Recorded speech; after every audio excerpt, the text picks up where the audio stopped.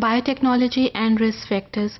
The most important areas associated with biotechnology, especially in the use of transgenesis, are human health, biodiversity, animal welfare, and poor communities.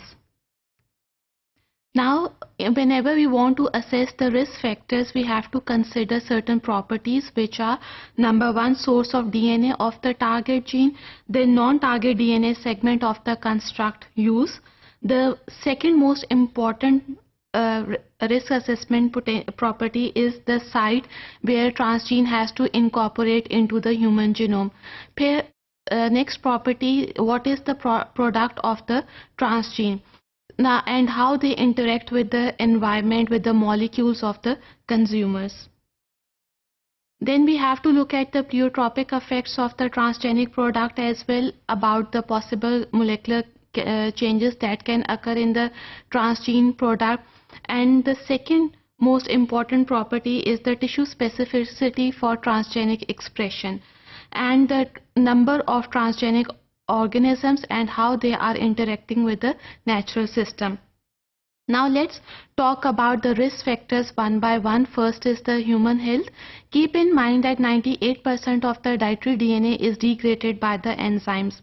And the use of viruses as vector is very much dangerous for human health, because they can integrate into the human genome and can cause cancer.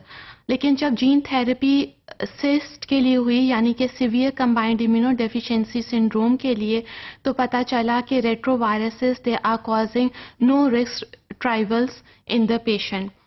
So major risks lie in the use of novel proteins. These novel proteins or novel molecules, they can cause allergies in human beings. So this is one of the important risk factor.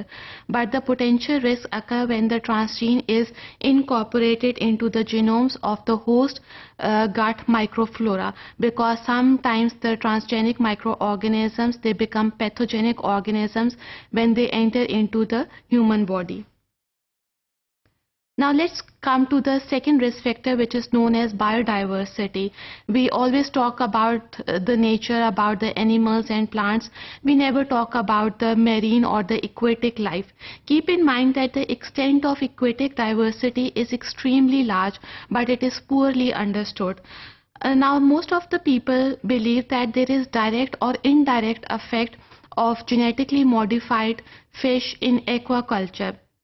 But most of the people believe that there is no difference between biodiversity risk from the escape of genetically modified organisms and from the fish which are genetically improved. So genetic modified organisms, keep in mind that they are obtained from the set of environmental circumstances by which they can take advantages conferring by the human circumstances. Then the third risk factor, the most important, is the animal welfare.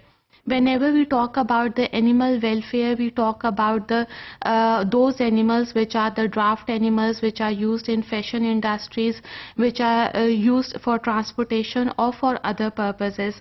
So we have to look at the food and the health of the animals as well. Now, number of research work has been done on the animal welfare, and researchers has observed changes in the coloration, in the deformities related to the teeth, then deformity related to the low jaw, which is known as acromegaly, infertility, or there is reduced viability. But researchers believe that by increasing the nutritional value or by adding zinc in the diet, we can solve these problems. The fourth important risk factor is related to poor communities. Here I have not used the word poor countries, because poor countries have rich communities as well as the poor communities. So poor communities have increased protective attitudes by the owners. So in the poor communities, it is very necessary that gene need to be patented. So otherwise, general public cannot take commercial advantages from these genetic modified organisms. So, similarly, there must be a regulatory system for the arrangement for the cultures, then release of dietary products, utilization of genetically modified organisms. So these parameters should be considered and regulated in poor communities. Hollerman was a scientist and he said कि general public specially develop countries की उन्हें biotechnology की field से advantage लेना चाहिए, specially genetic engineered products है जो कि एनवायरमेंटली फ्रेंडली हैं. This statement of Hallerman encapsulated the disadvantages and benefits of the genetically modified organisms.